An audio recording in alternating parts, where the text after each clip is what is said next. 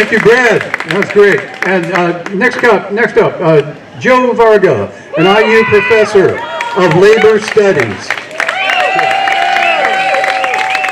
All right! Let's start the revival! American workers need a union! Indiana workers need a union!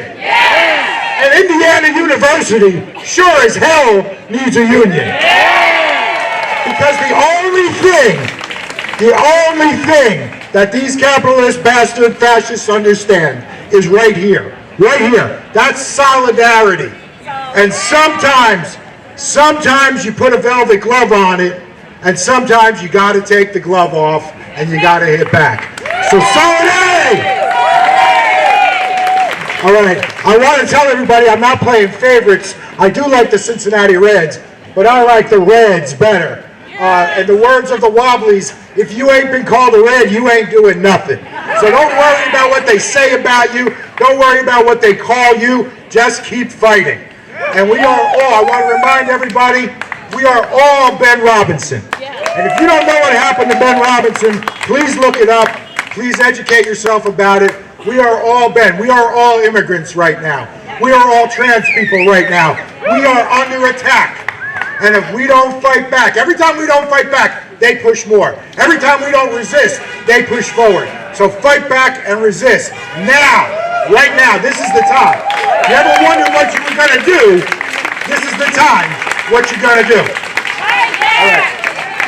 So I want to start this the way I started a May Day rally a while back. I want to quote the words of Mohsen Modali. We all know who he is. He's the Columbia graduate student, Palestinian activist, who was literally kidnapped by this fascist regime. And he fought, and he fought, and he fought, and he's now out, he's now on the street.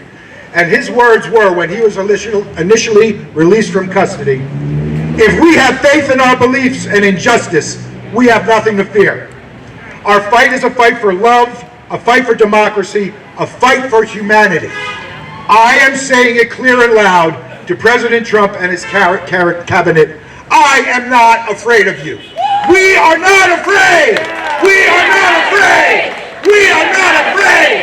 We are not afraid! We are not afraid! All right. So happy Labor Day, everybody. Labor Day is a day to celebrate American workers and all they've done for us. Here we are on a holiday. Here we are with our 5-day work week. Here we are with our 8-hour days, and that's all American workers. That's the workers who fought for those things. That's right. And we are also here to commemorate those that went before us. The workers who literally effing died for that stuff. Sometimes, again, you put the velvet glove on, sometimes you take the glove off. There were people who died for what we have today, who died for the 8-hour day, who died for the 5-day work week, who died for the right to be recognized as a collective bargaining unit and as a union. And that fight continues today, and it is under assault, and we have to fight as hard as we can. I also want to mention the actual history of Labor Day. Labor Day started in the 1880s by workers who marched in cities like New York City and then in other cities. And it also kind of coincided with the development of May Day, which started as a battle over the demand for the 8-hour day. And it was in 1894 that we had, led by Eugene Debs, probably the greatest Indiana native, we had the Pullman Strike, the railroad strike that shut down this country and showed the power of working people. And then what the state did was show their power by killing 13 workers in the state, I believe in Virginia, during that strike. And it was President Cleveland who then declared, because he was another Democrat who promised labor a lot and didn't deliver. What he delivered was a day off, a holiday to recognize workers, to try to take the militancy out of the May Day movement. So let's combine the two things. Let's not forget that militancy. Labor Day is a day of holiday, it's a celebration. Have your hot dogs, have your picnic, but put up your fists, solidarity.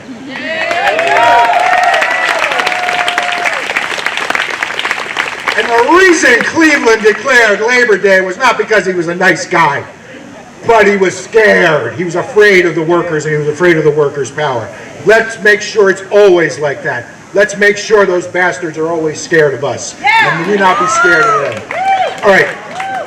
So when we think back on the long struggle for justice, for the 8-hour day, and the right to form a union, I want us to think of two things. In all the major struggles to achieve union rights, particularly before 1935, Homestead Steel and the Pullman Strike, and Blair Mountain in West Virginia, when the coal miners decided we've had enough, and they picked up their shotguns and they fought the powers of the state and the companies. In all of those struggles, everything those workers did was illegal. It was all illegal. They didn't pay attention to the law. They fought for what they needed. So let's use the law. Let's use the courts wherever we can. But let's remember, the law is always on the side of the powerful.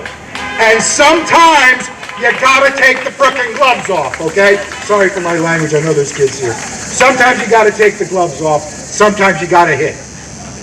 And the other thing I want us to remember is the words of probably the greatest leader in American history, the Reverend Dr. Martin Luther King Jr., and who said famously that the arc of the universe is long, but it bends towards justice. It doesn't bend on its own. We gotta be the gravity. We gotta be the space that bends that time towards justice.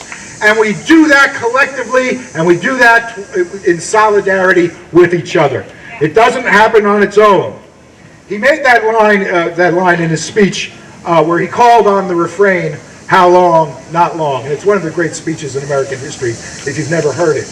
And he was saying, well, how long do we have to wait for justice?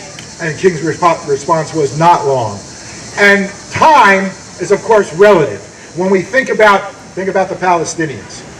Think about how long they've been fighting for justice. I'm here to say right now, I may be dead when it happens, but Palestine will be free.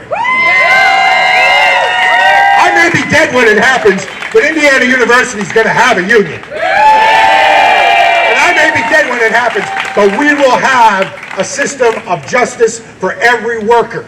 Eventually. Stay together if we have solidarity. How long? Not long. So let's remember, they can arrest us. They can beat us with their shields like they did on Dunn Meadow in April 2 years ago, a year and a half ago. They can deport us. They can detain us. They can fire us. They can extraordinarily render us. And as they are doing in Gaza, they can try to eliminate us. But we're not going anywhere. We are not going anywhere. Never back down, never be quiet, never give up, never surrender. Remember what others have done and keep fighting. For the Union! Free Palestine!